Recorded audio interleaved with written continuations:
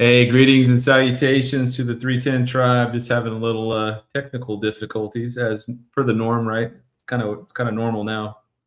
Um, Anyways, just want to say hi. I hope everybody's gearing up for the holidays and that you guys are going to be able to spend quality time with your family, your loved ones, and just recognizing the season that we're in, celebrating our Lord's birth and incarnation to the earth, and all those good things. And so we just pray that this holiday is going to be a real blessing for you and for your families. And just know that we'll keep you guys in our prayers. Thank you for everybody that's on tonight. If you go to the description on the video, I'm going to have all the upcoming guests and videos that will be going on between now and January. And there's still more to come. Other folks that I've been talking to get on in January, probably, and maybe early February. So good to see everybody here. Got Brooke, got Lisa, Barbara, James, Little Light, Hammer Time, Alicia, Neva, Chappelle, Sharon. I saw Misha on here somewhere. P. Wayne, my mom's on. Hey, Mom. Hammer Time. We got our mods, Coco Bear, Catalin, Sir Pierce the Veil. And who else has got on here? Keegan. And let's see, who was the first person on here I was talking to earlier? He said, yeah, man, it'd be like you and Bonnie and Clyde tonight when you have Mondo on. I was like, well, who's Bonnie and who's Clyde? Emma Berea and hey, buddy. All right. Without further ado, I'm going to bring on my special guest, Mr. Mondo Gonzales. How's it going, Mondo? It's going well, man. It's going real well. How are you? All right, I'm Clyde. You're going to be Bonnie, or we could be Sundance and Butch Cassidy. It's your show, man. I'm whoever you want me to be. All right. Well, you guys know Mondo from Prophecy Watchers.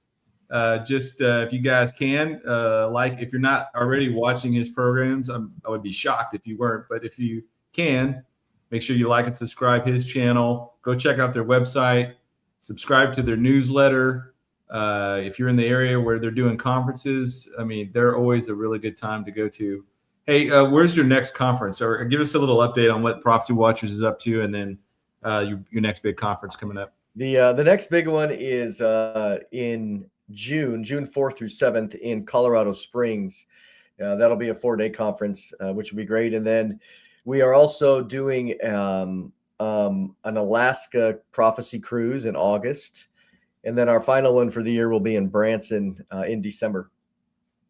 Nice. I almost went to the Branson one last time, and I ended up leaving Arkansas a little early, so I didn't get to make it. But I definitely want to check that one out because that's like a gorgeous part of the country. Yeah, I love that whole area. Well, tonight we have a pretty good discussion. Mondo and I are going to be talking about what happens next. And so most of you students of Bible prophecy are pretty familiar with the kind of the overall picture. I don't think I wasn't planning on deep diving, but we can deep dive into any particular area you want to, and maybe in some of the Q&A we'll get into some of those questions. Like, and the really hard questions I'm going to punt to you. So I'll try. But without further ado, we are in the dispensation of the church, or the church age, whatever you want to call it. We're living in this time now. It looks like we're coming up on the end of these 2,000 years of church history. And just in your opinion, like, where do you feel like, how much time do we have left? I mean, I have it on good authority that you know the day and the hour specifically. But I mean, I know you don't want to put yourself out there just yet. But, you know, where do you see what has to happen? You know, what's going on here in this?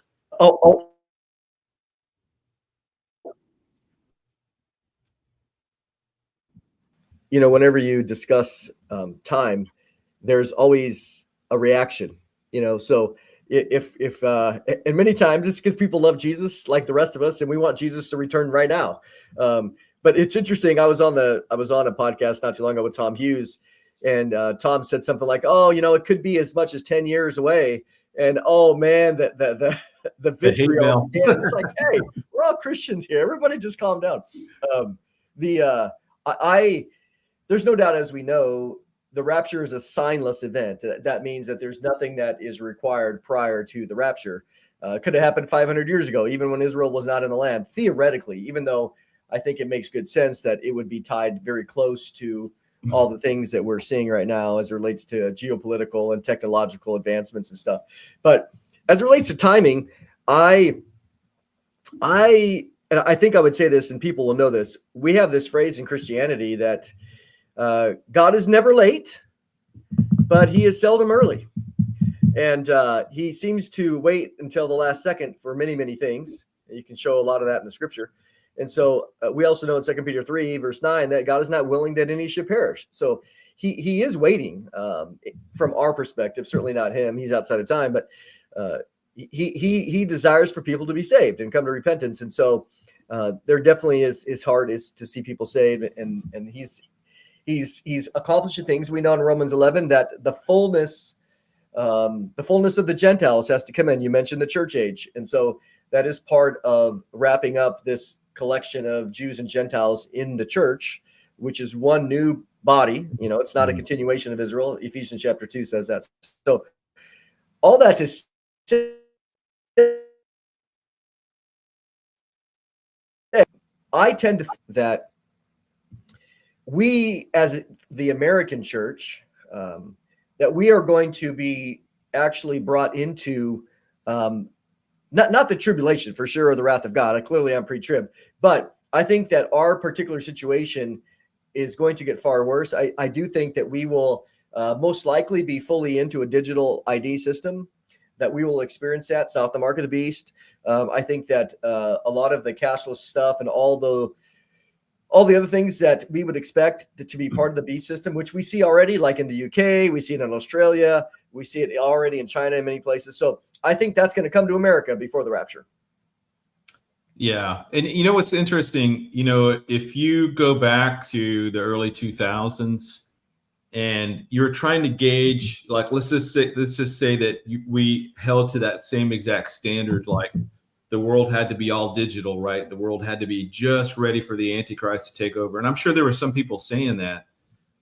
If you were to go back to the early 2000s and we're trying to project out like how soon that would be, we would be thinking about time very linearly and just kind of like at the same rate and pace that things were happening in those days, in the days, early 2000s. I think we underestimate the exponential nature of how fast this technology is going to actually hit us. And even though we might say a couple of years, I mean, a lot can happen. Look, a lot has happened in the last 2 years. I mean, just in terms of Israel, the US, the elections, the economy. I mean, AI. I mean, AI 2 years ago was a novelty. Now it's like almost, going to be embedded into every government program and military defense system and everything. So we underestimate how fast things will speed up, in my estimation. So let me pull up our chart here, because I want to use this for the audience for a general reference. So I've just got the present here kind of listed out. We don't know how much more time we have left. I mean, I'm kind of convinced in my own mind, and I'm curious as to your thoughts, but I think that 2033, which would be right at the 2000 year mark on the Gregorian calendar, from 33 AD, plus or minus a year or so, has something to do with the 70th week. I have a hard time seeing that year come and go. And just for everybody's, situational awareness, I hope you and I disagree on some stuff. So that way we can have some back and forth, because I don't know. Some of these stuff I've asked you, some of it I don't know, what you hold to specifically. Like Lee and I disagree on some stuff. And I mean, all of us generally disagree on some minor points, but of course, yeah. What do you think about 2033? I don't know if it's at the beginning, middle, or end, but I have a hard time seeing that 2000 year anniversary come and go without something. I'll tell you what, this is where Tom and I were talking, and I don't know, this might have been 6 months ago, 8 months ago. And we were coming up to, of course, the fall of 2025, which there was a lot of conversation, as you know, from Tom Horn about Apophis, which is arriving, April 13th of 2029. And so for him, he backed it up 3.5 years, and it brought you to basically October of 2025, where he thought that's very strongly possible that would be the start of the 7-year tribulation. Well, obviously that didn't happen. But I'm aligned with you in that I fully expect, well, and again, maybe it's hope. I hope the rapture's today, but I think that 2033, that framework, that 2,000 years from roughly the time of Jesus' death and resurrection is very important. I think God, again, what do I know? I'm just thinking out loud here, but it would not surprise me that God would give the world a 2,000 year witness from the church. And so the 2032, 33, I really like that framework. It makes good sense. I think that through the modern history, I think whether, going from the Julian calendar to the Gregorian calendar, we have a pretty strong idea. It would be very unusual that that calendar is decades or many scores of years off. So the idea that it's been roughly 2,000 years from the death and resurrection makes me really excited. But I agree with you that I don't think it's just going to come and go and we're going to be here in 2060. Again, could be wrong, but there's something about it that I lean towards, and maybe it's just my emotion, but it's pretty strong in my mind. So, but what does that mean? Of course, the rapture could come early, but what that means to me is I tend to think in terms of, short-term, medium-term, and long-term plans, having plans for 30 years, potentially, or 50 years. That's wise. Jesus said, I always like to rephrase it, occupy until I actually come. Okay. So so we are required to do that. It's a command, but I do like the 2033. I really do. Yeah, and I don't want people to think that the rapture is going to happen in 8 years or whatever. That's not what I'm saying. I'm just saying that if you look back through history, we know generally that from Adam to Abraham was 2,000 years, from Abraham to Christ was 2,000 years, and then from Christ's first coming to now his second coming, it seems like if the pattern holds true, then there should be some correlation with the 2,000 year anniversary. And we don't know if that's, like I said, if it's at the middle, the beginning, the end. And we know that the rapture has to precede the 70th week. So, really the rapture could be anytime from now until it happens, really. But if we're just kind of looking at how the Bible, the patterns in Scripture, if they're going to hold true, then it seems to be in that general time frame. But I would even look at, I would look at things like look at some of the things in the world today that cannot go on indefinitely the way that they're going, because Russia's demographics is collapsing. Their economy is collapsing. I mean, if Russia collapsed economically, that would have huge ramifications all over the world. And if China collapsed, we know their demographics are collapsing too. They don't have 1 billion people like everybody thinks. They're probably in the neighborhood of the 800 million mark. They're behind India by a good deal now because of that one-child policy they had for so many decades. It's crippled their generations. And so there's a lot of and think about the technologies. Look how fast technology is going. I don't remember which president said it, maybe Reagan, but there's never been a technology that we've created that we haven't used or weaponized, against the enemy in some form. And the weapons today are so existentially threatening to mankind, artificial intelligence, quantum, all that stuff. I have a hard time seeing years or decades go by without there being some type of serious ramification to that. And it just seems like everything is kind of converging in this whole time frame in terms of the 2030, which is why the geopolitical World Economic Forum, United Nations, and all these international bodies are really using that as a benchmark for the Great Reset, the 2030 agenda, all these big plans they have for globalism or global government seems to be hinging right around 2030 for some odd reason. But I think too that there's no doubt 2020 is going to go down as an interesting a switch that happened. I think that there was a certain taste that the globalists they got a little taste of what they liked, and they saw very quickly how the world could be managed globally. Of course, and then Biden and his administration certainly helped that, because, you know, as we know, the United States is the biggest hindrance presently.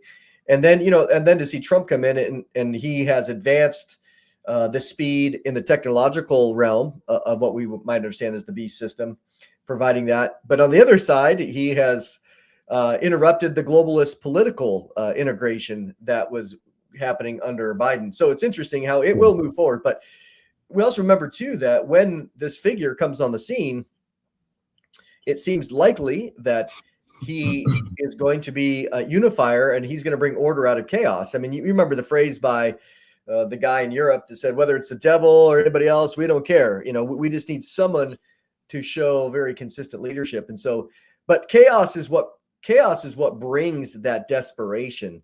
So over the next whatever, I see things getting more increasingly difficult in the world to create the scenario where this guy can arise and then, of course, bring some level of, I think he will bring peace.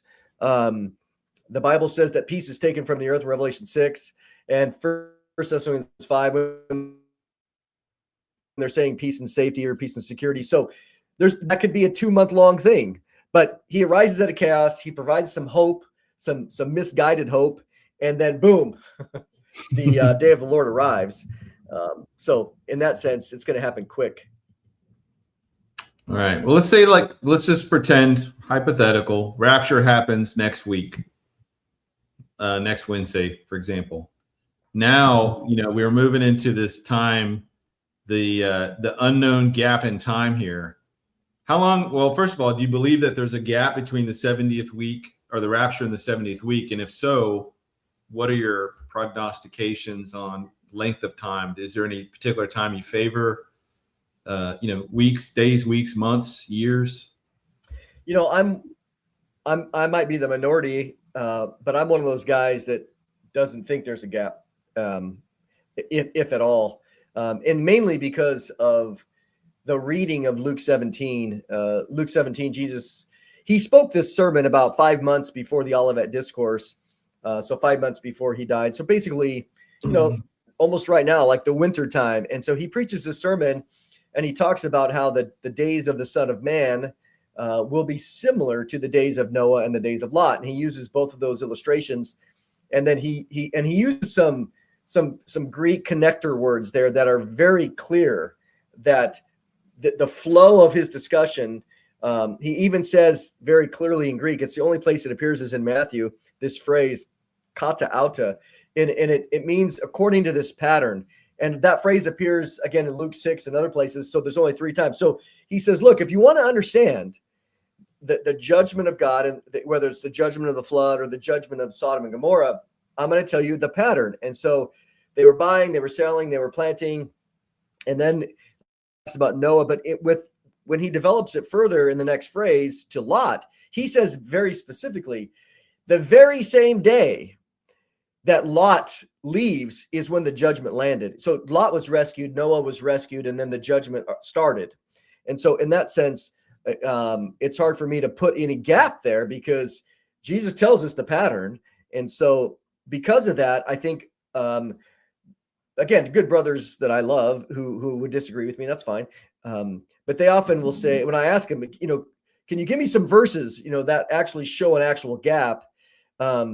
There's not any verses that teach that specifically, and maybe we can talk about it, but most of the time they'll say, well, it's more of an inference. And so they see whether it's the Gog-Magog war or maybe the Psalm 83. I know when I've talked to Bill Salas, when I've asked him about it, he says, well, there are no verses specifically, but how else are you going to fit in Psalm 83 and these other things? And I said, well, that to me, that's secondary. To me, I want a scripture. I want a textual balance. And so it's hard for me to get beyond Jesus's words in Luke 17. And so I see in my sequence, I don't need a gap at all. I think there's ways to make it work without a gap. And again, that would be just because my brain is so strongly influenced by that chronology that Jesus gave in Luke 17. So you might have to help me if you think differently, help me out of that, but because that's really hard for me. Well, so a couple things. You might be right. I'm not super dogmatic on this point, but I guess the point I'm getting from you is that from here, the moment of the rapture, instead of there being an unknown gap in time, this just pushes forward until we get right abutting the actual start of the 70th week. So it's in lieu of the gap, you would just put the time we have, the pre-70th week time, that would just extend out a little further. Correct? Yep. Yeah. And then even the stuff that you have there, the global chaos, the Gog Magog, the temple, we can talk about that too. Can those fit? Do we need a gap for those? And that's to me, that's the conversation. What's interesting to me is I'll just say that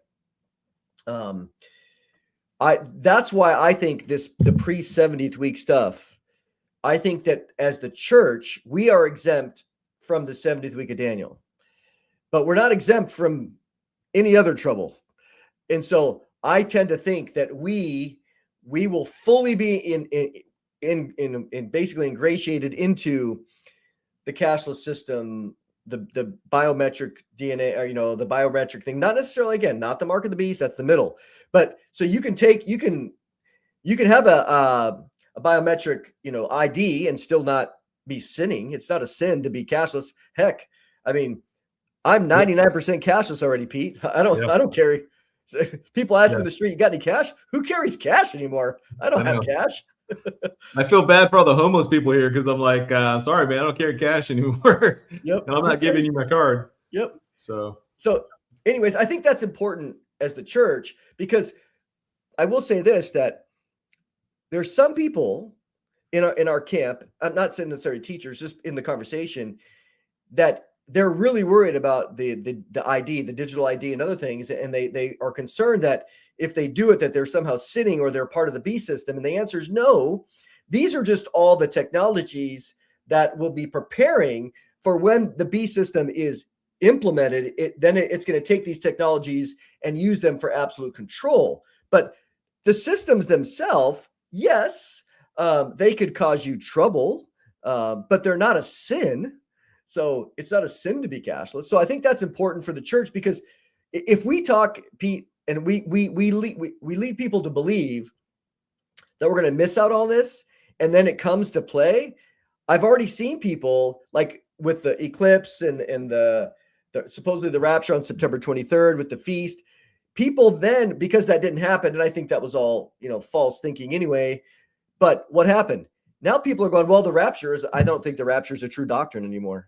Yeah, they punch out. That's unfortunate. And I got on TikTok early and was like, hey guys, I mean, this Joshua guy, I don't know him from Adam, but I here's why. First of all, the Feast of Trumpets, in my estimation, doesn't make a good rapture date.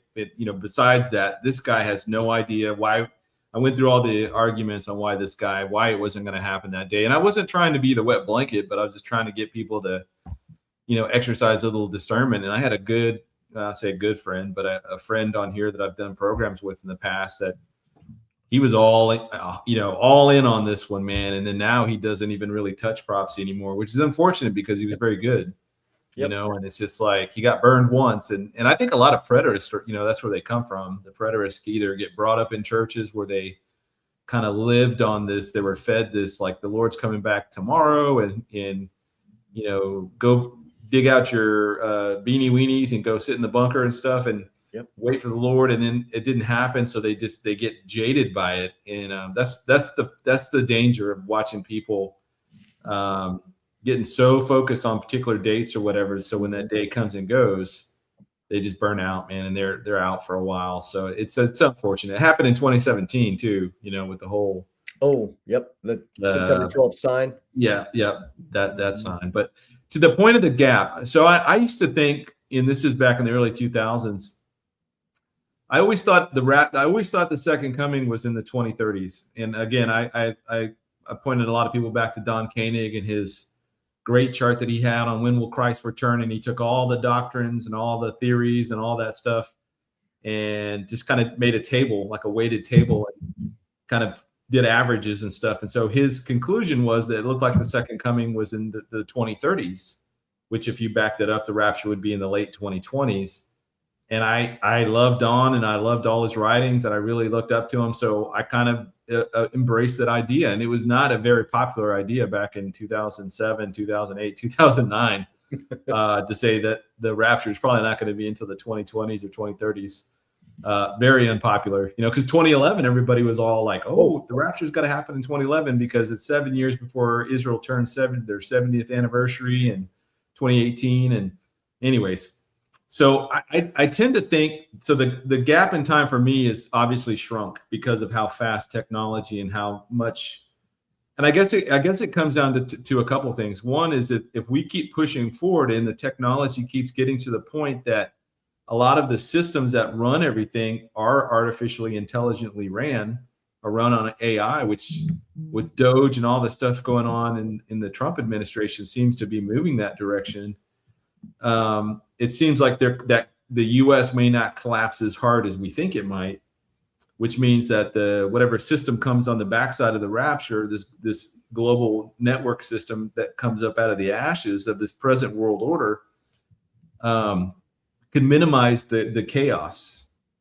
And if we think today, like the rapture happened tomorrow, you've got a lot of people within the Trump administration that are believers, key positions, a lot of people in industry, military, law enforcement, doctors, teachers, etc., that aren't going to show up tomorrow. More importantly, they're not going to be paying their bills. They're not going to be paying their mortgages. They're not going to be collecting their paychecks. I mean, none of those things. So it's going to have a ramification on the earth. I think it has to. And that crisis, it presents some kind of a crisis that the world then uses to present this Hegelian dialectic. Oh, we got to introduce this new digital global government because we can't trust the current governments because they're all in varying states of disarray. But it may minimize it. And if that's the case, then yeah, the gap could be a lot shorter for sure. But what about Gog and Magog? You put that inside the 70th week? No, I don't actually. It doesn't seem to fit in there because the only place that you really, I think you could, is with the second horse, the red horse. It says clearly, Revelation 6, 3, and 4, that the red horse is set to ride, and it says it takes peace from the earth, and then through that, you have, a significant chunk of people dying, right? So is the war then that takes place after the peace is removed? So what does that tell you? Well, it tells us there's some sense of peace. That doesn't mean it's been 5 years or 2 years or whatever, but for that moment there's peace, which again I think goes right along with 1 Thessalonians 5:3, when they're saying peace and security. Then the day comes fast, right? Sudden destruction really comes on them, begins. So I think the only place you could put it in there would be at that moment, but it just seems so unlikely because what do you have?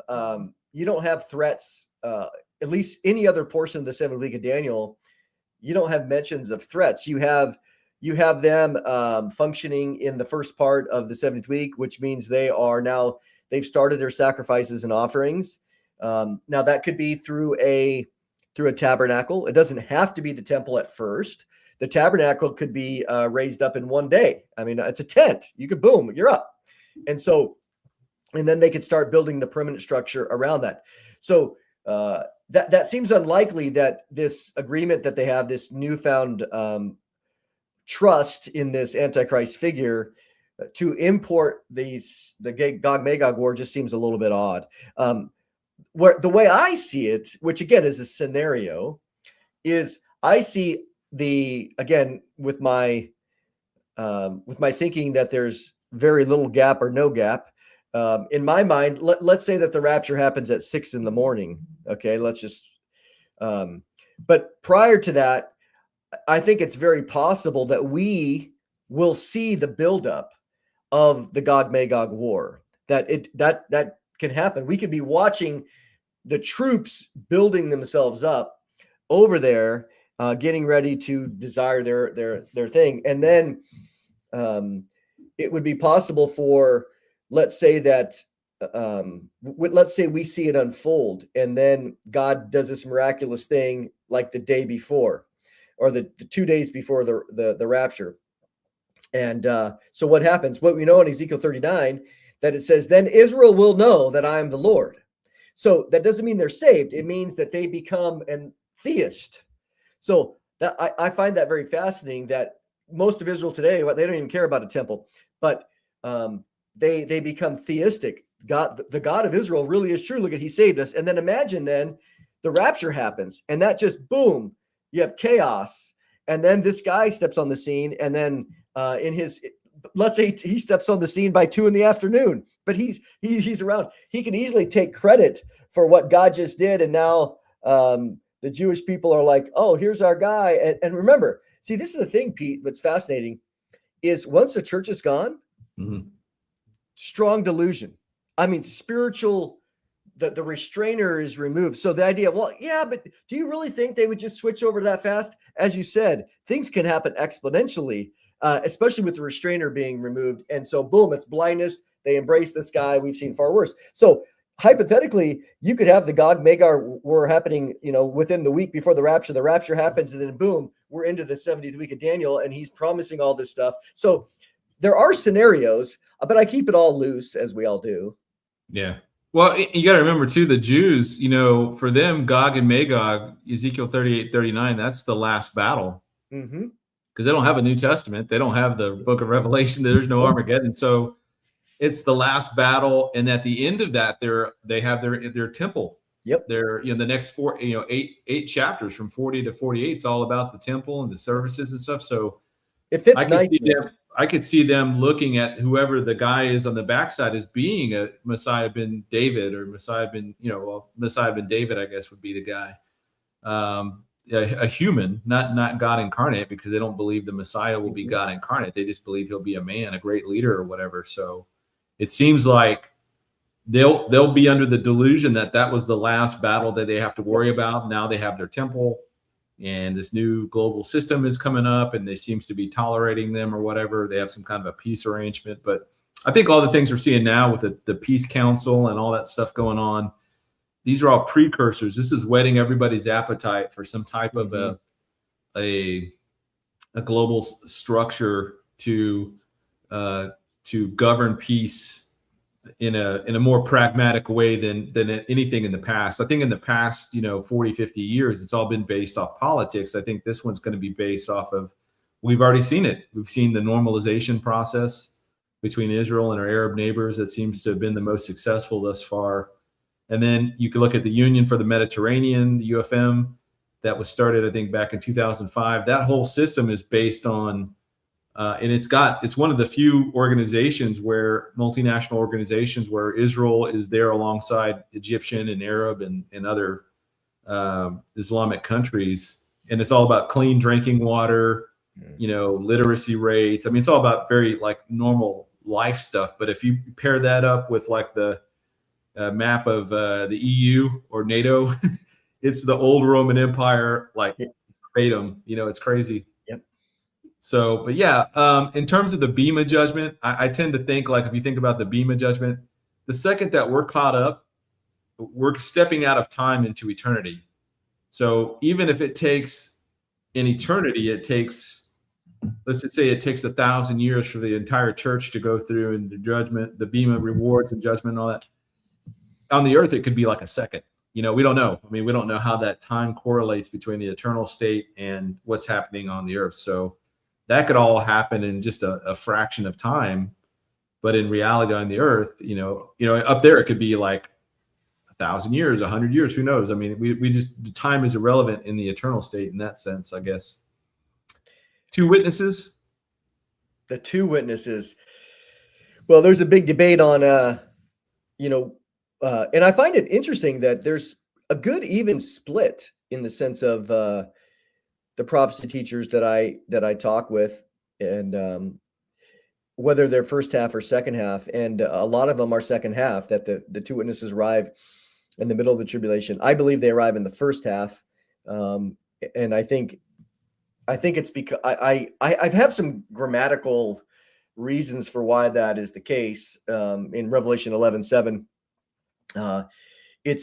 the Greek is very, very interesting and specific here, and there's a lot of technical details, which I won't get into, but ultimately the linguistics and the semantic range of what it says there is that it says after they finish their testimony, the beast, which is the rising beast, will kill them and overcome them, and then boom. So it's this idea that the beast, who is the rising one, well, I think we all agree that he rises from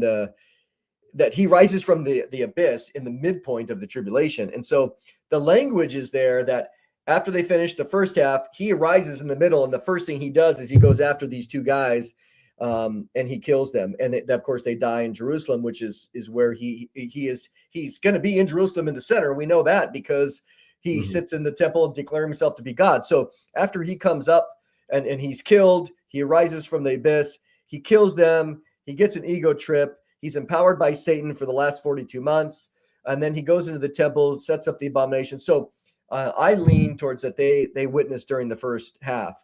So that means they would arrive pretty quickly. Well, we know it's 1,260 days. So we don't know. It doesn't say that they are. It doesn't tell us that they're killed exactly in the middle. So let's say that they're 3 days later or 4 days later. All we know is they're 1,260 days. It doesn't need to be exactly the first half or the second half. It could be, shifted if we wanted. But but there's a lot of other guys that see it in the second half. Yeah, no, I think it's in the first half. Somewhere in where it says in the midst of the week, it's somewhere in that kind of range of the middle plus or minus 6 months to a year, somewhere in there. So okay, so we've got the gap, or at least we're trying to figure out, does this need to be a gap? But so somewhere in there, this stuff takes place. And then we have the Daniel 9:27 covenant, which I like your theory on this in terms of that being the reinstitution of the Mosaic law. You want to just kind of briefly go over that for people that may not be familiar with it? Yeah, I've written a lot about this because, and again, I won't be long. A lot of people, it's been, myself included, it's tradition that this is a peace agreement between the Antichrist, and you'll see a couple different flavors, that the Antichrist is making a peace agreement with Israel, or when it says that he'll make a covenant with many, they think that might be some surrounding nations in order to protect Israel. Yeah. But what I wrote an exegetical paper on this, and people can go to prophecywatchers.com/Daniel9. They'll find it, or just go to our articles and you'll see it. But the idea is I just asked the question, the word covenant there, obviously when you do Bible study, you look at the word barit and the Hebrew word, and you go, okay, well, what does this mean? Does it have the idea of a treaty? And the word peace doesn't appear anywhere in the context at all. And so I just simply asked the question is, how does Daniel use the word? And in all the rest of the 7 instances that the word comes up, it refers to the Mosaic covenant. Well, then I was talking to Randall Price here at the pre-trib, and we were talking about it. And he said, well, I don't know. It would seem that, what we know mostly about the covenant is it deals with the sacrifices and offerings. And I said, isn't that Moses? Yeah. And he goes, well, yeah. So I'm like, hey, man, I'm not reading into it. In the very verse, it says the next phrase is the sacrifices and offerings will be stopped. So I said, so what you see happening there, and the way that the Hebrew is written, it's very technical, but I get into all the details. It literally says, in this very specific Hebrew form, the Hifil form, it says, he will cause the covenant to prevail for the many. And the many is in that phrase, la rabim in Hebrew, it appears only in Daniel 11:33. It refers to the Jews. So it's not surrounding nations. So if you ask the Jew, a religious Jew today, when the Messiah comes, how do you know it's going to be him? They say, well, he'll build us our temple, and he's going to cause Torah to prevail in the land. And you're like, so they are ripe for this exact idea that he will cause the covenant, the Mosaic covenant, which is all the context of Daniel, to prevail for the people, which is what they want. So in my mind, and it connects very well, they're going to finally build the temple. But I'll say this, and I'll just throw this out to you. Who right now in the world, let's say at that time, who wants the temple to be built the most, it's not the Jews, it's the Antichrist. Mm-hmm. Because he wants to defile and blaspheme God. And if you're going to do that, and you're going to get in the point in God's eyeball, where do you do it? Well, you do it in the land of Israel, you do it in Jerusalem, you do it on the Temple Mount, and you do it in the Holy of Holies. So this guy is known as a blasphemer. So if you're going to, it's pretty interesting. Yeah.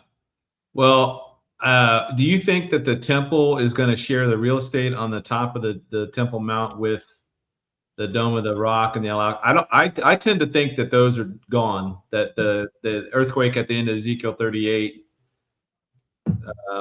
turns that into a rubble farm up there, and that removes any type of excuse anybody has for putting the temple there. Or I don't know, what are your thoughts? See, I like that too, because again, in my chronology, the Ezekiel 39 earthquake happens like the day before, the week before. So all of a sudden, all these things are happening. God has spoken. This guy shows up. But what we do know is in Revelation 11, as it relates to the temple, it does say don't measure the outer court, because that's been given over to the Gentiles, and so there's still going to be most likely an outer rim of some kind. But whether that would make great sense that God would eliminate the Dome of the Rock through this earthquake. And as we know, many of the Muslim hordes in Ezekiel 38 and 39 are going to be eliminated. And so they're going to be weakened to that degree. And if we look at it as well, we've seen this lately in Ezekiel 38, 11, who do we have? We have Sheba and Dedan in that passage, 7 through 12. Basically, Sheba and Dedan are not participating in the war, but they're protesting. And Sheba and Dedan is Saudi Arabia. Clearly, that's historically true. And so they're protesting. And we've seen recently that they've said quite clearly, they don't care about Jerusalem, and they don't care if the temple's built. So when that happens, and most of the enemies, the basically outer circle enemies, are destroyed, and if the Dome of the Rock is destroyed by the earthquake, Saudi Arabia is going to be like, give it to them. Who cares? It seems like to fit really, really nice. They've got Mecca and Medina. What do they care? They're like, Jerusalem's not, because that's taken prominence away from them. If the more prominence they give to Jerusalem. What's that? It's not mentioned one time in the Quran, not once. Yeah. All right. Well, let's talk about the judgments here. So my views on the judgments have changed over time. I used to think that it was like the first seal happens, second seal, all the seals are done, and then boom, the trumpet happens. But then I've kind of grown to think that they happen sequentially, but then they start happening concurrently. So as the seal judgments are ongoing, then you compound that with the trumpet judgments, and then later you compound that with the bowl judgments. And there's some points that, like Dr. Andy Woods will say, like, you've got the percentages, like a third of the seas are turned to blood, or a third of the trees, and then etc. Like there's percentages that play into that. And I'm sure that could happen that way too. I'm not saying that, but it just seems like the four horsemen, well, at least the rider on the white horse is going to ride the entire time, the entire 70th week. So maybe that's a difference between the horsemen and the rest of the seal judgments that happen. But we know that the martyring of the saints is going to happen pretty much throughout the entirety of the 70th week. So I don't know. What are your thoughts? Well, first of all, do you think that the rider on the white horse is the system that the 10 kings rise up from, and then out of them comes the little horn? Or do you think that the 10 kings rise before the white horse rider, and then he just comes up as the little horn amongst them? It would seem to me that, I lean towards the 10 king technocrats idea. That doesn't mean there's not a geographical component that ends up being the case. Because obviously, if you're going to rule the world, you have to have geography and you have to have organization. So that's true. But there's no doubt in Daniel 7 that the 10 kings arrive first. Now, again, I think that they are building their technological system right now. For sure. And then when he rises up, it's interesting, the phraseology too, because it describes him as being a companion. I mean, that's kind of the best English. really from the Aramaic there, that he's a companion of these other guys. So he arises up, and they, of course, their final agreement to rule and reign together is not until the midpoint, when they turn and burn the woman, in my opinion. But so they're on the scene, and then he comes up, and I do think that Revelation 6:1 is a reference to remember, it's a judgment. This is a judgment. And so the living creature is Jesus opens the seal, and the judgment is released on the earth.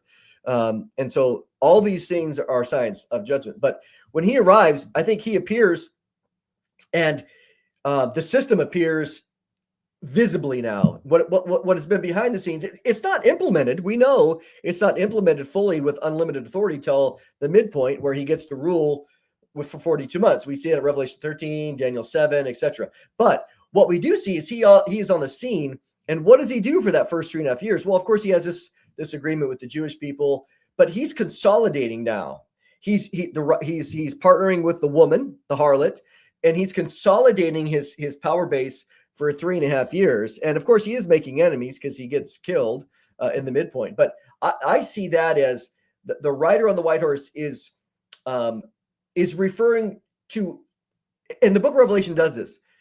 The beast is either described as an individual or it's described as a system. So I think it's intentional. It's both. So it's not, some people say, well, that can't be the Antichrist because the second horseman is not a physical human being. And just go, yeah, I understand that, but you're missing the way that the word beast appears in the book of Revelation as referring to both. So that's kind of how I see it arriving. And then he's going to consolidate himself for the next 3.5 years.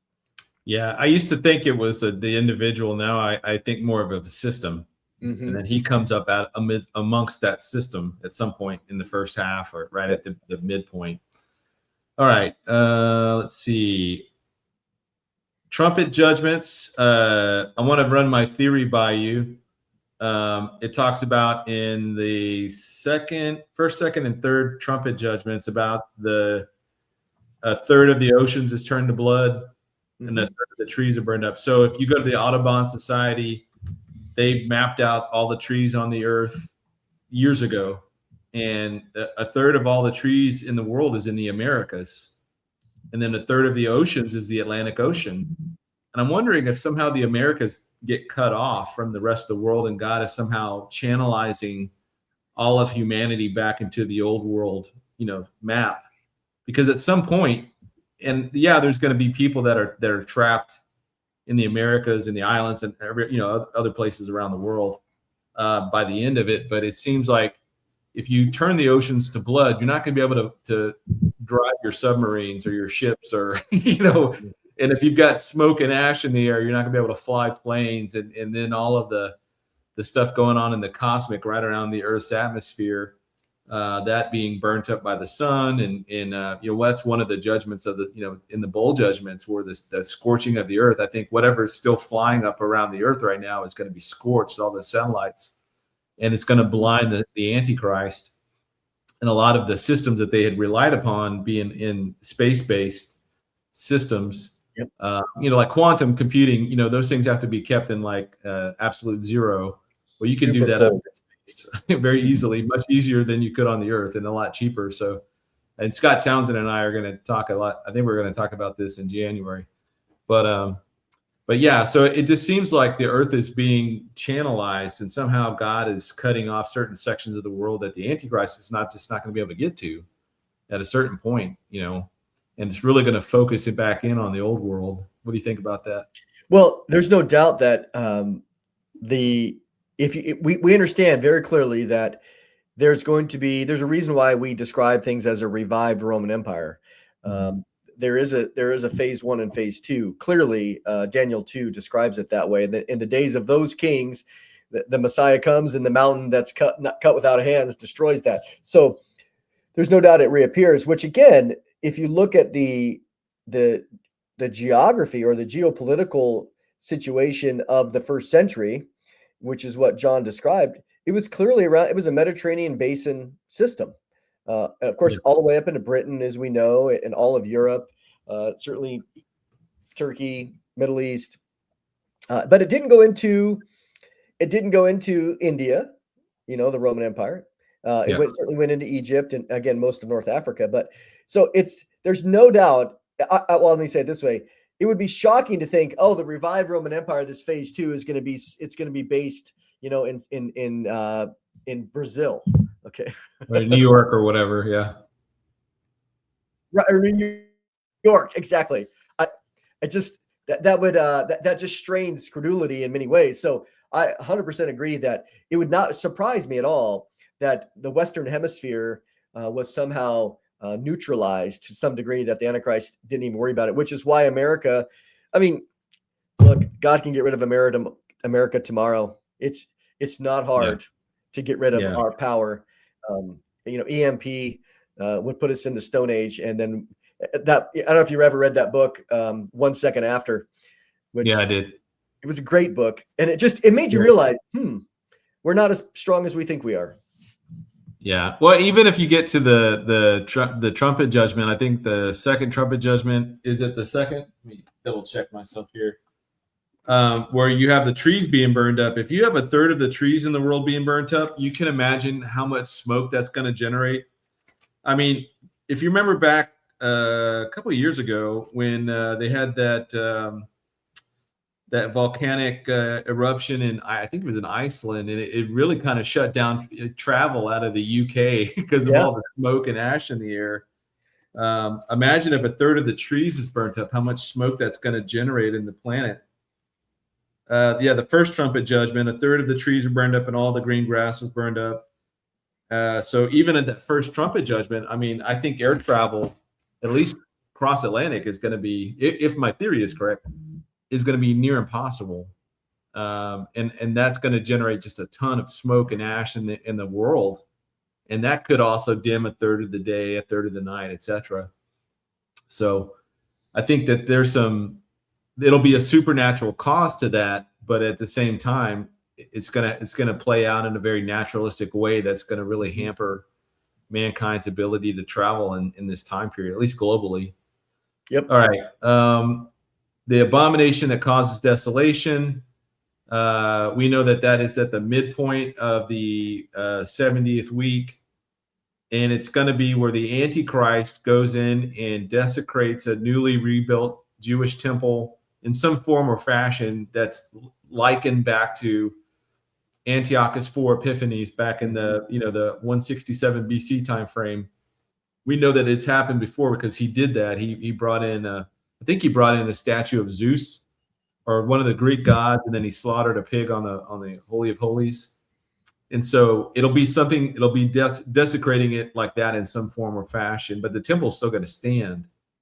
So that begs the question: in order for that to happen, you have to have the Jews in control of the Temple Mount, because the Muslims aren't going to build the Jewish temple, and the Europeans are going to build it. So the Jews build the temple because they control the Temple Mount fully, which they haven't. They haven't since the 67 war. They won it. They could have taken over. They chose not to for whatever reason. Moshe Dayan? Moshe Dayan, yep. Yeah, and then that means they have to be in control of Jerusalem, which means they have to be in control of the land of Israel.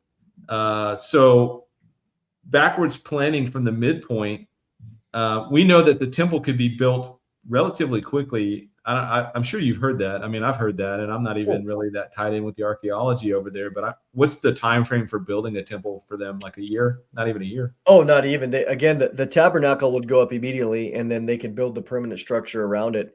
And the idea that it needs to be as grand as Herod's. I mean, that was 46 years in the making, right? So they do not need that. Now, granted, they have ideas, but their goal isn't to necessarily make it beautiful. I think their immediate goal is to make it functional.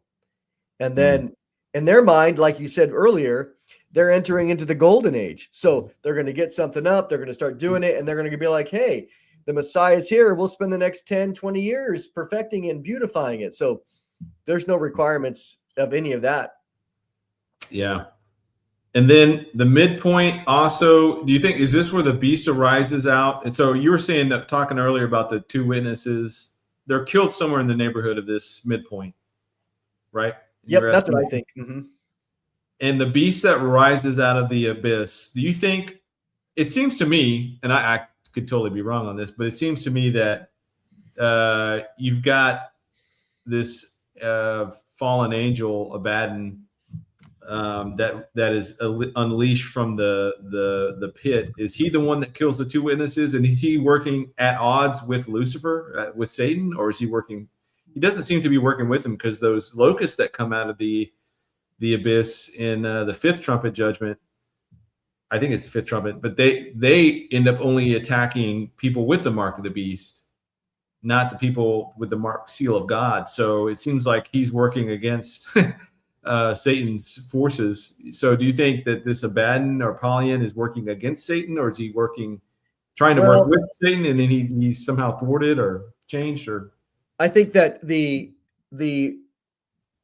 where you see him come out in Revelation 9, I think is referring to something different than the beast arising out of the abyss. Because when he dies, I think he literally dies, and then his soul is going to go to Sheol, which is the abyss. But then when he gets resurrected, he's going to arise out of that, and he's going to be brought back up. Well, then after that is when I think later is in Revelation 9, when the bottomless pit is opened, and then Abaddon comes out. But I think in many ways these guys they're tools. So they hate humanity, and so in many ways, just like the four angels who were at the river Euphrates for an appointed time, I think they're bound. So these are obviously bad angels, because good angels aren't bound. So these are bad angels that are released. But what do? They're accomplishing God's goal, because they go out and let's say it this way: they hate God more than they like Satan. So in that sense, they're going to accomplish God's going to give them. I mean, think about that. They've had a leash for so long, and God finally says, this is what you get to do, not a moment more, and they're like, done. Well, they're not going to care about Satan at that moment necessarily. So I see those as being two different things. And that's like the 10 kings. It says in Revelation 17 that they're of the same mind, and God puts on their mind to destroy the harlot, which was blaspheming God and stuff. So it seems that God is using Satan's forces against him on several different instances throughout the 70th week, which is it's interesting to me. It shows you that God is sovereign, and that when you have beings, whether they're the 10 kings or others, who are so wicked, God can lead them exactly where he wants, just by their hatred. Because I mean, like you said, if you're the 10 kings and you have this woman who's killing the saints, why would you stop her? That she's doing she's harming and bleeding out God's kids. You would think that you would want her to continue to do that, but obviously that he appeals to their jealousy of some kind. They're not going to share basically religious devotion with some harlot. I know the Antichrist is not, because he declares himself to be the best among all, right? God above all. Yeah.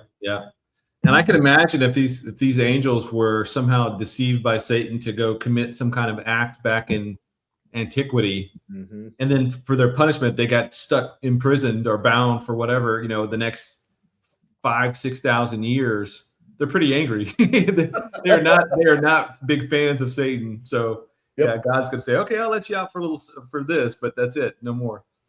That's a good point. All right, so we are in the bowl judgments. The bowl judgment starts do you think it's like right at the very end, or do you think, because when you take away water from the earth, and when you score, some of the judgments within the bowl judgments are so severe, I don't know how mankind could live for much longer without access to drinking water, just that alone. So what's your thoughts on the bowl judgments? Is it kind of right at the very end, right before Armageddon and all that? Well, yeah, I still think that there's a few, there's some time frame in there. Some people could say it's a few weeks, but I tend to think that it's a little bit longer than that. Because I'm looking at here about the sores, the sea turns to blood, and then men are scorched, darkness and pain, Euphrates. So, I mean, few months, a few months outside before the end. Possible. And two, we know earlier in the trumpet judgments that men wish to die and they can't die. So maybe God is allowing them to suffer this like hell on earth. So they can't even die, even if they wish to die, and they're dying of thirst on the earth, but they can't die. That seems like a pretty miserable existence at that point. This is where, people, if they simply just took the time to write out all of these, and not only here in the book of Revelation, but the descriptions in the Olivet Discourse. And then you have some people saying, well, we're in the tribulation. And you go, what? I mean, I was just having ice cream the other night. I mean, I'm sitting relaxing by the campfire, having ice cream like that. Well, this tribulation living isn't too bad. I mean, you think about Jesus saying, if it wasn't shortened to this period, no flesh would be alive. No, that's right. No flesh would survive it. And it's going to be the worst period of time in all of human history, period. I mean, that's Jesus saying that. That's not me saying that. That's him saying it, and Daniel, right? Daniel 12. Witness to all of this to show that it's going to be horrifying. Imagine today, living in a world today where there is basically no law, no order, lawlessness is going to rule, and then your leaders that you're looking to, they are going to iron-fistedly make you go into some system that if you don't, they're just going to kill you. They have zero empathy, zero mercy, zero leniency. You either join this system or you die. Your family die. Whatever. I mean, they're just going to take it. It's going to be very brutal. And one of the things I was thinking about, I know everybody wants to liken, the beheading when it talks about the beheading in the 70th week with Islam, because they've been known for that. But we also know the French Revolution were all about the guillotines. But we have those little things today called these like micro drones, man. Those things could take your head off very easily. And if they're buzzing around in swarms or whatever over cities, and they see somebody that doesn't have the mark, boom, they could just come in, and they're AI driven. They don't even need somebody driving it. It's going to be automatic. There's not going to be anywhere to hide inside of the system. So it's a little narrow just to make a determination on Islam, simply based on one text in Revelation 20, for sure. Because again, history has shown that. I mean, Paul got his head cut off, and that was Rome. So that wasn't Islam. Yeah. All right. So we have the second coming, the Armageddon campaign. We know that's more of I got that from Arnold Fruchtenbaum. That's the what is it, like a 200-mile track that Christ is going to go around just destroying armies and everything else. It's not, the big misconception is that the battle is simply fought in the Valley of Megiddo, but really that's just the staging area for the armies that are there. We have the second coming, the church returns with Christ. Then we have this gap in time here on the backside that we know is there. So there's the end of the 1260 days, and then that goes out to 1290 and then 1335 days. So there's about a 75-day gap. So let's talk about some of the things that happen in this gap. What needs to happen? And I have some of these ideas here. Oh, yeah. So you want to talk through the judgment of the nations? Yeah, yes, there's no doubt that the campaign of Armageddon is a campaign. When Jesus arrives, I don't think as the church we're going to be brandishing a sword or whatever. He's going to speak. He kills the Antichrist with the breath of his mouth, 2 Thessalonians 2, right? So it's done, and then he shows up. Well, now there's cleanup. There's, I think, the judgment of the nations, which is Matthew 25, Joel chapter 3. You have the passages where there's going to be a lot of people who are alive and who are going to be judged. And then, the goats are going to enter into the lake. The rest are going to enter into the kingdom. That's going to take some time. So we have a lot going on there. We know that the temple, the abomination of desolation, and this appears in Daniel chapter 12, that it is going to be desecrated in the midpoint, and then it's not going to get cleaned up until 1290 days. And so you have, that 30-day, basically 1 month later, after all this other stuff is done, Jesus is going to turn his face over to the abomination, and then see that begin to be rectified. Do you think so? In this, right at the end here, right, the battle of Armageddon is done. The Antichrist and the false prophet are killed, and they're tossed straight into the lake of fire. And then the armies, the cleanup begins. Where in this process do you think Satan is bound? Do you think he's bound right at the beginning?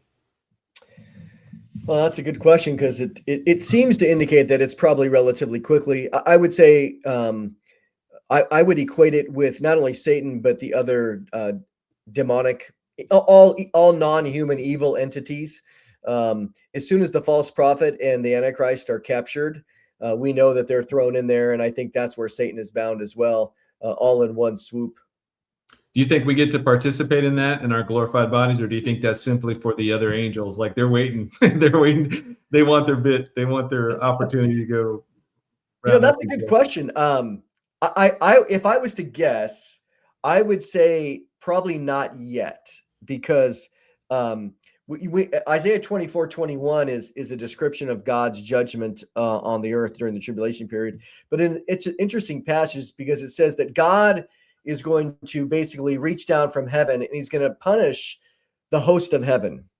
And so that phraseology kind of shows, now God could delegate it to us and certainly use the other angels, because we know, we do know that in Revelation 20, that an angel, we don't know which angel, comes and binds Satan.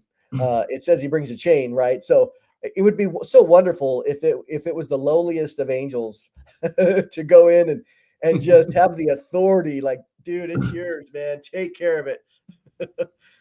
Well, we know the angels go, and I think was it Matthew 12, where the angels go out and gather the believers or the unbelievers from all over the world. So people will be scattered all over the earth. They're going to go gather, and that's a big distinction between that and the rapture, because the angels don't gather the church at the rapture. We are caught up to meet the Lord himself in the air, whereas at the end of the second coming, or the end of the tribulation, the angels go out and gather the unbelievers, and I guess that's where they're brought together for the judgment of the nations. That just sparked a question in my mind.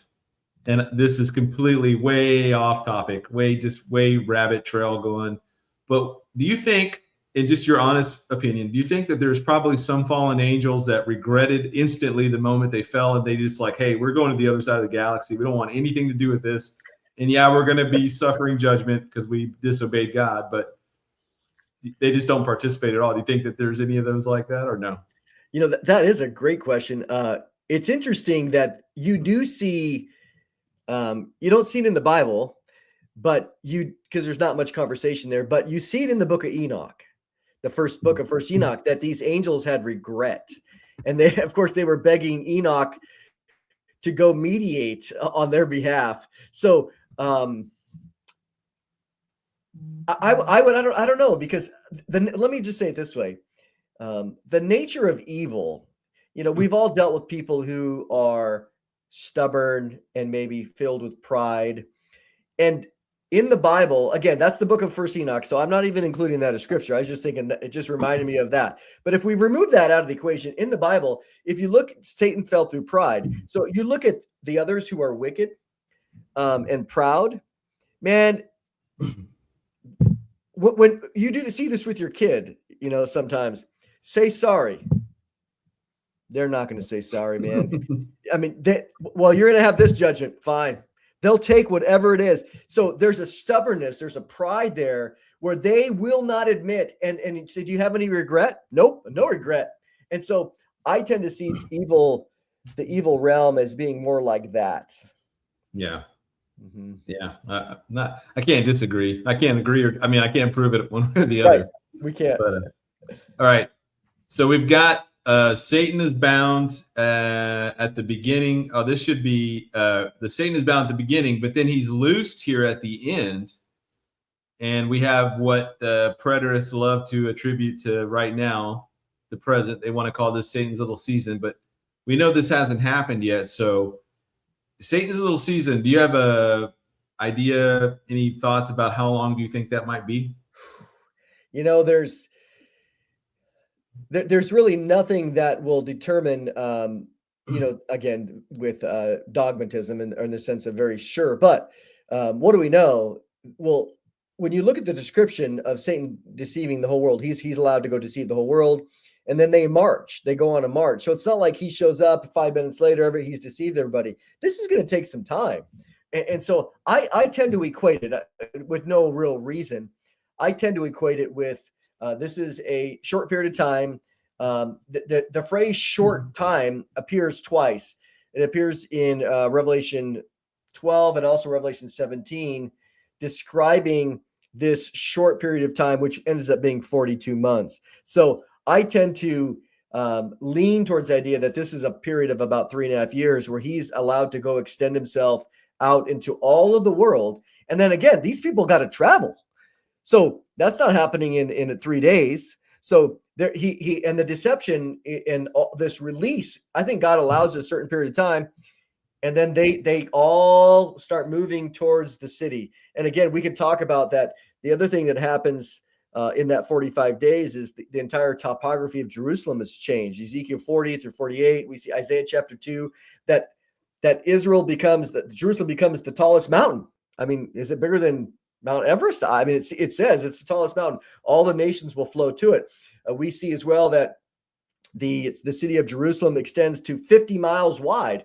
Well, and of course, you know, the Mount of Olives is there's earthquake and splits. So you have a lot of topographical changes which are going to happen during that little gap time as well.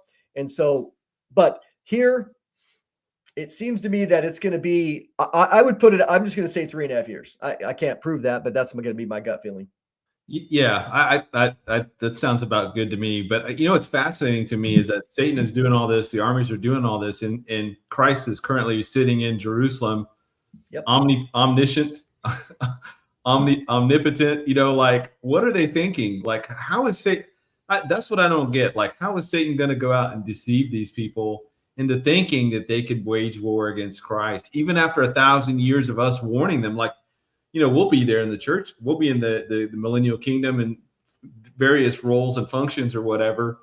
But, you know, we're going to be teaching that first generation, hey, this is what the way the world was like back before the second coming, because they will only have known the world after the Millennial Kingdom has started. So we're telling them about the way the world used to be, probably in the same way that Noah, Shem, and Ham, and Japheth were telling the first generation after the flood what the world was like before the flood. You know, they just, you know, no concept of it. It's just going to blow their mind. But like, I don't get how you could go 1,000 years of just perfect Edenic like peace on earth and just Christ ruling and reigning, the church is ruling and reigning with them, and somehow at the very end you've got these people that are disenfranchised that are like, we feel left out or whatever. Like, there's got to be some type of trigger for them to buy into this idea that they can somehow win. That to me is, they are in my mind the most deceived people of all the peoples that will have ever lived. Well, it reminds you of the garden. I mean, you think about the garden where, you know, the Lord had walked with them in the cool of the day. There he is, you know, they get to, you know, and then Satan comes along and starts asking some doubting questions. And even there in a perfect environment, which of course the millennium is going to be similar, that I like what you said, that somehow Satan made Eve feel disenfranchised, that she was missing out on something. And so in the same way, that's a perfect segue into what he would say. Well, look at you guys out of here. Is that the way it's supposed to be? Do you really feel like you were included in all this? I mean, sneaky, crafty fellow. They may look at us and be envious, like we'll be in our glorified bodies and they won't be. So maybe Satan will play on that aspect of it. Like, these guys get to just appear and disappear at will. They can go off into space or the bottom of the ocean or do whatever, and they can't, you know, they're impervious. That's how you're supposed to be, and God's holding that from, you know, or whatever. I don't know. Somehow he convinces them that's worthy of trying to overthrow Christ, which turns out to be the worst idea ever. So, all right, almost done. Yep. Okay, so now we're at the end. We have the Great White Throne Judgment. And then do you believe the Millennial Kingdom saints that are the righteous, you think they're judged at the Great White Throne Judgment? No, I think the only people that appear at the Great White Throne Judgment are unbelievers. Okay. I wouldn't disagree. I was unsure as to like, well, where are those guys in the Millennial Kingdom? Obviously, they're not going to stay in their mortal bodies forever. Maybe they will. I don't know. But like, it seems like there's an end state to mortality, and that at some point they will be given new bodies, and they have to go through some type of a bema judgment, or whatever it's going to be for them at that time. But the lake of fire, then you're not taking the Kirk Cameron route of a temporary hell. Well, you know what? Let's bring your chart back up there, because I think this is. I've written many papers on this and stuff in seminary, and so if you look, what I find fascinating. Okay, so here you have, if you don't mind, here, let me bring this up here. Yeah, go ahead. Because if you look at Revelation 21, you have a new heaven, new earth. The first have passed away, and then he goes on. God's with him, tabernacle. It's all these wonderful things. The New Jerusalem in verse 9. This is awesome. Describes the New Jerusalem, the glory of the New Jerusalem. The nations are there. It says, but there in verse 20, but there shall by no means enter it anything that defiles or causes an abomination or a lie. And then it goes on. But so here's the key, though. In Revelation 22, again, you have all these wonderful things. You have the street, the pure river of water. You have the tree of life. God's going to be there. They're going to see his face. No more night. It's amazing. He said, let's see. In verse 14. So here's my point. In chapter 21, takes away all the tears. Everything is wonderful. Here we are. I mean, like, we finally are waiting. And you have this perspective of Revelation 21 and 22, of this eternal state where all things have been done. The Great White Throne Judgment's over, done. Everything's been rectified, and now we're focusing on all this wonderful stuff. Well, chapter 21, 22. Well, then, if you go down in verse 12 of 22, right in the middle of when you're just feeling good, okay? He says, Jesus says, behold, I'm coming quickly. My reward is with me to give everyone according to his work. Blessed are those who do his commandments, that they may have the right to the tree of life, and they may enter into the gates of the city. So he's still talking about how wonderful this is. But outside are dogs and sorcerers and sexually immoral and murderers and idolaters and whoever loves and practices lies. Where? So right in the middle of this glorious description of eternity, it says it's polluted. Let me just say it in a way. It's polluted. This vision is polluted by a reminder that currently outside at that time are all these unbelievers. They were not annihilated. They weren't burned up. And so I think the fact that God allows this verse to many ways pollute the wonder, the grandeur of what we're seeing is a reminder of how serious sin is and how serious eternal punishment is, that he allows it to contaminate it to a degree right there in the midst of this glorious information. Yeah, that's a good point. It's a really good point. And I think, I don't know the exact passage off the top of my head. Aren't we able to look into is it the lake of fire or into hell in the Millennial Kingdom? That people are required, I think maybe it's in Isaiah, where they're required to go look in once a year, to go look into the pit to see them. I don't know if somebody in the chat wants to grab that. I can't. I think it's in Isaiah, if I'm not mistaken. But yeah, fascinating. Mm-hmm. All right, do you have some time to do some Q&A? Yeah. All right.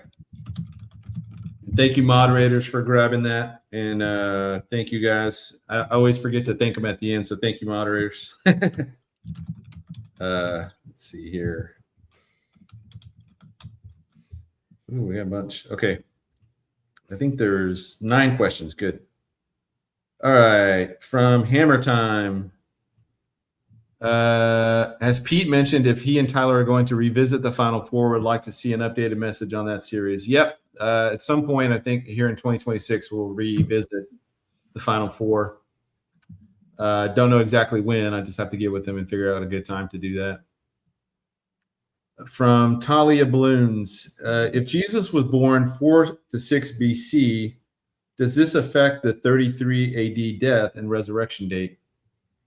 So Jesus would have been about 37. Yeah, it doesn't at all, because in the book of Luke, it says that he was about 30 years old when he started his ministry. And so when the New Testament scholars are looking at the chronology, the majority of scholars will base the chronology of 3.5 years solely on one thing, and that is the Passovers that are mentioned in the Gospel of John. So that's making a big assumption that his ministry was exactly 3.5 years. And so ultimately they recognize that they don't know that for sure, because as we know, the Gospel of John is very theological. And even though it presents a chronology, it's not exhaustive by any means. And so many of them recognize that even the phraseology that he was about 30, it doesn't say he was exactly 30. So about 30 could mean he was 33. And then you add 3.5 years, and now we're at 37. So there's enough room there within the language of the New Testament that we can't be real dogmatic on it. Yeah. Now, do you think if he was 37, do you think Jesus ever got a gray hair? Well, probably not. See, some guys I'm just asking. I mean, like, he's tempted in all ways. I mean, like, you're certainly getting gray hair is a reminder of our mortality. Yep, it really is. Especially as I've grown my goatee out. From Edward McKelvey, how do you guys see the alien deception playing into this? Mondo is an astronomer, amateur or pro. So thoughts on 3i Atlas? They are still pushing its alien. I don't believe in aliens, by the way. What do you think? I think so. I'm an amateur astronomer, so I took it in college, but some people, I want to make sure I don't claim to be an astronomer, but there's no doubt I've been interested in my whole life, and I certainly do astrophotography. But right now, what you see, I think 3i Atlas is a normal comet. I think the more and more information, however, it's a very unusual. It's a very unusual comet, and even Avi Loeb is wisely. He's been very careful in his words, and he came out just recently today, even an article that he was being interviewed in such a way that said, well, I never said it was an alien. I said we got to keep our minds open that it could be alien. And he's right. He's been very careful in his words. But even originally, his Loeb scale, he always said it was 4. 4 out of 10, 10 being an alien mothership and 1 being a comet. So that means he was 40% leaning towards a natural thing. So anyways, to him. But going back to the alien connection, I do think, and this is the hard part, I do think it has to play a part somehow. I joke with LA all the time and say, LA, imagine, or even Pete here, here we are, we're 200 years into the millennium, and we get an assignment together to go over to somewhere and on our white horses. So we're sitting there and we're taking care of business. And I go, Pete, it's interesting. A couple hundred years ago, when the Lord came back and, at the end of the age there, whatever happened with the alien stuff? That's kind of weird. None of us kind of came in with nothing burger. I don't think we're going to say that. Yeah. So I don't think Satan has invested the last 70, 80 years in science fiction and all of that stuff. I mean, it's inundated everything, pop culture, movies, music, TV, magazine, all that. And it's been so heavily, it seems like it's coming in these waves that it's not for nothing. I mean, I think something will come of it, or it'll tie in with the Great Delusion somehow. It'll tie in with the excuse that where everybody disappeared at the rapture. It's got, to me, that's the most logical reason. I think LA is probably, I think he's probably more in line with the minute the rapture happens, these guys actually come down and present themselves as like the ancient aliens, that seeded our planet or something to that effect. I don't know if it'll be to that extent, but I definitely think that it ties in with an excuse as to what happened at the rapture. 100%. And not only, I'm glad you mentioned just the culture of, the science fiction stuff, but in addition to that, we could throw in, seems really strange that the last 100 and some years of New Age thinking has described the idea of the rapture being connected with some sort of, advancement, evolutionary advancement, and others, and channelers from other, entities from other, Zeta Reticuli, blah blah blah. So, to have that when they commit themselves in these, of course, lies, they're putting themselves out there to be followed. So it would be unusual that all that investment would come to a nothing burger, at least not being used or trying to be manipulated somehow. Yeah. I remember reading in Tim Chafee's book, Sons of God and the Nephilim.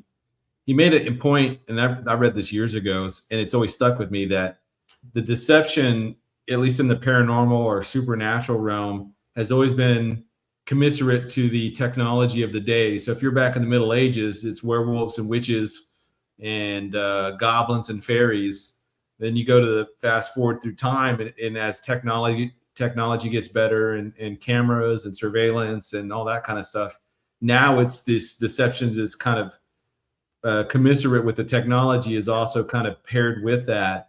So now we have these things appearing in the sky. We can't really tell what they are. They're moving too fast, and we know they're there. We just can't, there's no, that's like the blurry pictures, Bigfoot blurry pictures. Mm-hmm. What's there's a podcast, Blurry Creatures. Blurry Creatures. Yeah. I love that name, but it's commiserate with that. I mean, so that deception is always kind of right there on the edge of man's grasp, but we can't quite wrap our hands around it because it's just right beyond us. So, all right, from Annie Elizabeth. Hey, Annie, do either of you think we'll see a Damascus as a ruinous heap before the rapture?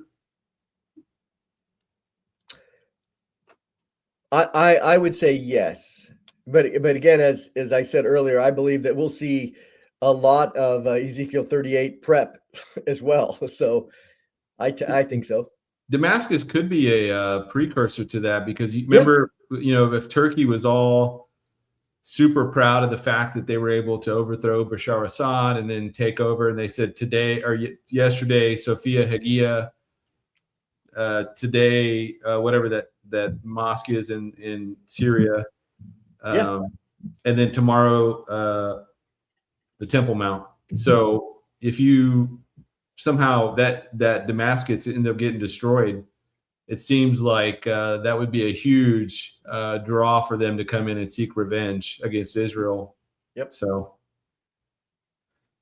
but yeah, I tend to agree. I think we might see it.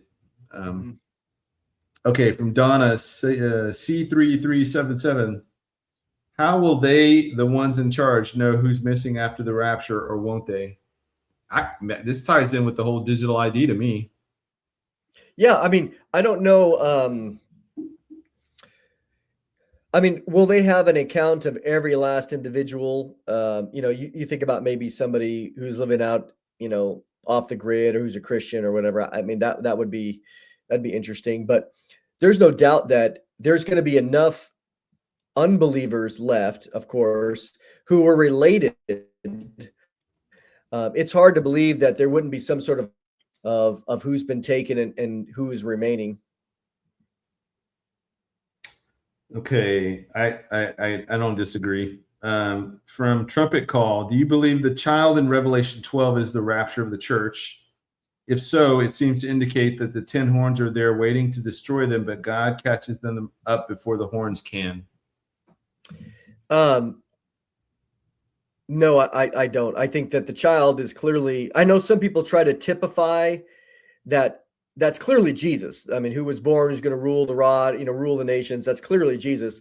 And it fits very nicely with, again, what Herod did at the time of Jesus's birth. But I understand a lot of people try to make maybe a metaphor there, that since the body of Christ is Jesus, and then the word harpazo is there. There's no doubt. But I don't think that's a reference to the rapture. I think that's a reference to Jesus's ascension. And granted, the time frame, if you follow it very clearly, the time frame is very interesting. But it's consistent. In the book Revelation, you have things jump. You have things jumping, especially in chapter 12, which is a parenthetical chapter by definition. You can have things in Revelation 13 that are happening, and then it's describing it from a vantage point of both parts of the second of the tribulation. You see this in Revelation 7. You have the 144,000, and then you have the other great multitude. Those seem to be indicating, again, both sides. So in Revelation 12, when it's describing that the woman is Israel, that the dragon was there, she was ready to give birth, and then he tries to kill her, and then he's caught up. All of a sudden, boom, and then what do you have? Now we're fast forward into the tribulation period where she flees. The woman flees for 3.5 years. So there's a lot of jumping going on, and if you look at it, if you don't look at it from 30,000 feet up and just see that it's describing this war from the beginning, and then it ends with the woman fleeing, we're going to miss it, because we're going to try to force it to be in. We're going to try to force it to be in the tribulation period, but clearly the child that was born when the woman was pregnant, that's not the tribulation. So anyways. Yeah, I kind of like the idea. You can see it kind of singularly, where the woman is Mary, the child is Christ, and then the dragon is Herod. And you can also see it corporately, where the woman is Israel, the child is the church, the body of Christ, and then the dragon is obviously Satan. So I like the whole, typology of that, of seeing it singularly and then seeing it corporately that way. But am I going to start my own, start a church over it? And, no. I mean, it's interesting to me. I think it's interesting. Yeah, of course. Yep. But, okay. From Daily Prophecy with Lisa, what causes the gap in your opinion? So since you don't believe in a gap, I just think that the chaos from the rapture, if that's the gap she's talking about. Now that's predicated on the world today, so we live with the tyranny of the present. So we're always kind of trapped by the current environs that we're surrounded by. But if it happened today, I think there would be a lot of global chaos for a lot longer period of time. But if the Lord delays or tarries, and we keep pressing forward toward the 70th week, the more we press forward, the more that beast kingdom is going to be, the architecture for it is going to be built up. And there may be less and less gap in time that needs to happen. So I just think that if you have missing Christians by the millions and missing children by the billions, it's going to be chaotic. It's going to be a disruptor. And I think that's why the rapture is what it is. It's designed to be a global disruptor that allows this fallen, Christ rejecting world to use that as the crisis to come together to allow the beast kingdom to kind of come into power. Because without that crisis, they can't do it. Yep, 100% chaos. And think about it, historically speaking, there's going to be nothing greater to provide chaos and confusion than the rapture. Not only physically with people gone, but the explanations. This is why the first thing Jesus said is, let no one deceive you, because everybody's going to show up giving their own version. Of course, social media, as we know, look at AI right now. We've entered in this world where, people are going to show, obviously people might be recording, because I actually think we're going to ascend up. I don't think we're just going to disappear. I think we're going to ascend up slowly in the presence of our enemies, like the two witnesses do. So imagine people are going to be videoing this, but then also imagine the AI videos are going to be created where they're going to show us going up into a mothership, or, who knows, right? The sky's the limit. Amen. Okay. From Job 7021, do you think Iran and its proxies attack Israel first in the near future, or does Israel attack first because of the ballistic missile threat Iran poses? I will say, I think I had an interview with Brad Reaves, Pastor Reaves, a couple days ago. I don't know when he'll air it, but we're talking about what are the significance of 2025, significant prophetic events. And I think that's the year that Israel shifted from reactive to preemptive with the strike in Iran. And now everything they've done since then has been very much, their whole military mindset's changing with the Trump administration coming into power. So I think that they're going to take out the threats ahead of time. So I would see them striking Iran first and not allowing another attack, not allowing another. Remember, because last time when the Biden administration was in, they were just, Iran launched all these missiles and then they're having to shoot them down in the air. I think Israel's not going to allow them to even get that far this time. So That's just, well, I don't know. What are your thoughts? No, I would totally agree. The circumstances have changed. The challenge is still, though, sadly, Trump still brings a heavy stick there, and so they don't want to completely disregard him. And if you noticed that he really did hold them back a lot, even in this latest situation. So you had some similarity, some very little similarity between the Biden administration and Trump, because Trump is trying to be a peace guy, and so he doesn't really like to do these things. But I think that they gave him probably too much, but I can understand. I don't know if I would have done anything different in their opinion, but Trump has said, and they've talked about it recently, about a preemptive strike. Even now, Trump is saying the same thing. So I find that helpful, that because Iran is rebuilding all their stuff. They have the intelligence to prove it. And Trump now, if you've seen him over the past 2 weeks, he's made reference to Iran a couple times, saying, hey, we've warned them, and if they keep doing it, then we're just going to go take it out again. So to me, that's a good thing. Yeah, and you know, Trump does get on these kind of tears of, you know, kind of pushing Israel around, especially when it comes to annexing Judea and Samaria. But then you have an event like an attack in Syria where 2 service members get killed, and he's like, it goes in and like hits 70 different strikes in Syria. Just like goes way. So he's very inconsistent in how he applies this logic, and I think somehow, some way, he's got to have to allow Israel. All they have to do is make the point, like, hey, you shut down your own border. You're kicking people out of your land because you're causing all these problems.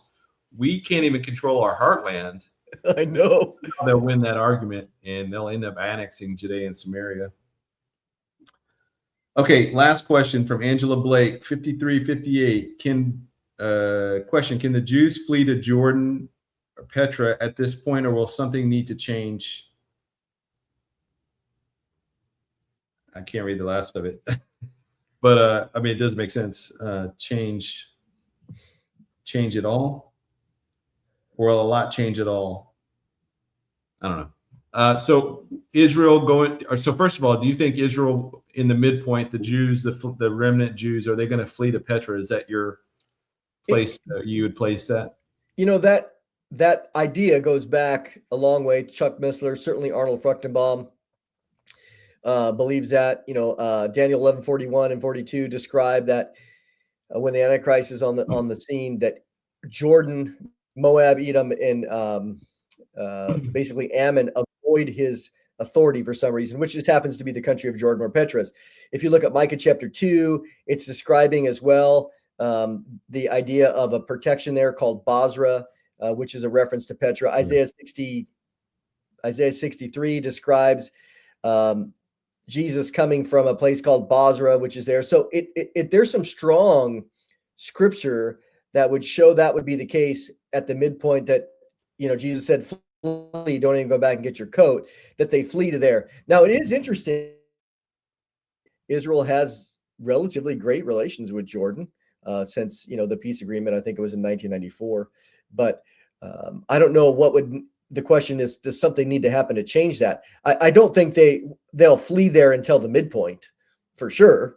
That's Revelation 12. You know, the woman flees and the wilderness protects her. But so I'm not sure what the other thing is, but no, the things are in place right now that would allow them to flee there if they needed. Yeah, I just had a thought. Let me see. Ezekiel 39.